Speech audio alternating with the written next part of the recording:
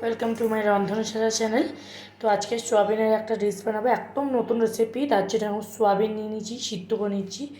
আর এখানে নিয়ে নিয়েছি পেঁয়াজ, আদা, রসুন, টমেটো, কাঁচা লঙ্কা। আর কড়াইতে এখন তেল দিয়ে দিয়েছি। এর মধ্যে দিয়ে দেবো 5 ফোড়ন দিয়ে দেবো।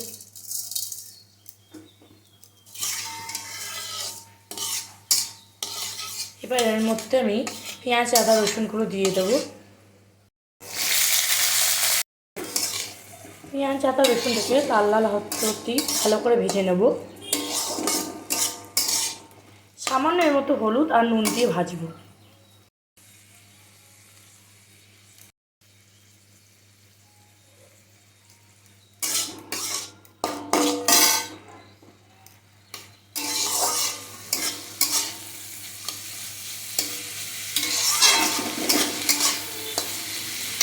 এই মশলাটা ভাজা হয়ে গেলে আমরা এটাকে ঠান্ডা করতে দেবো, দিয়ে একটা মিক্সার গ্রাইন্ডারে থেকে ভালো করে বেটে নেব। দেখো বন্ধুরা, আমার মশলা একদম ভালো করে ভাজা হয়েছে। এখানে আমি একটা মিক্সার গ্রাইন্ডার নিয়ে নিচ্ছি, এর মধ্যে মশলাটাকে তুলে রেখে দিচ্ছি। ঠান্ডা হওয়ার পর আমি বেটে নেব। আর এইখানে যে সয়াবিনটা আছে সেটাকে আমি কড়াইতে দিয়ে লাল লাল করে একটু ভেজে নেব। এই তেল গরম হয়ে গেছে, এবার সিদ্ধ সয়াবিনগুলো এর মধ্যে দিয়ে ভেজে। বন্ধুরা, আমি এই মশলাটা ভেজে নিয়ে নিয়েছি দই। এটাকে এবার ভালো করে ব্লাইন্ড করে নেব। এই তেল গরম হয়ে গেছে আর আমার মশলা বাটা একদম রেডি। এবার এটাকে আমি তেলের মধ্যে এই যে মশলাটা আছে এটাকে আমি ধুয়ে কড়াইতে দিয়ে দেবো। দেখো বন্ধুরা, আমার মশলা একদম কষে এসছে। এবার এর মধ্যে আমি সয়াবিনগুলো দিয়ে দেবো।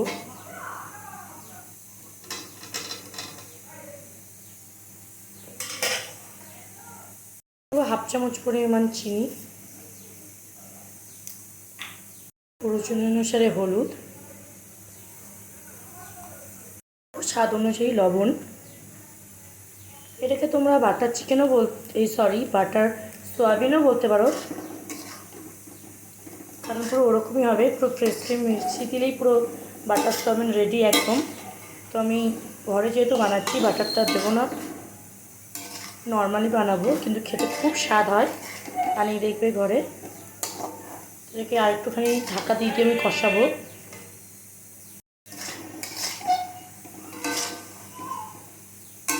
দেখতেই পাচ্ছ কত ইয়াম্মি লাগছে।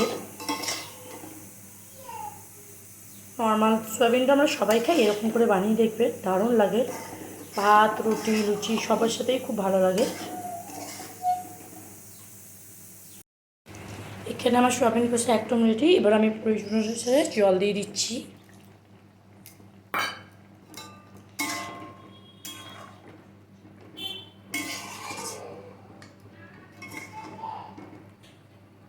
দিয়ে দিচ্ছি সামান্য ভাজা মশলা।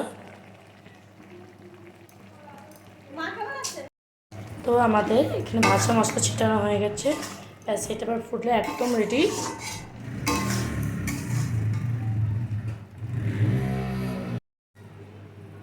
হ্যালো বন্ধুরা, দেখো এটা হচ্ছে আমাদের সয়াবিনের ফাইনাল লুক। কেমন লাগছে অবশ্যই জানিও। ভালো লাগলে অবশ্যই লাইক, কমেন্ট, শেয়ার করতেও ভুলো না। দেখা হচ্ছে নেক্সট ভিডিওয়ে। আজকের মতন টাটা, ভালো দেখে সবাই।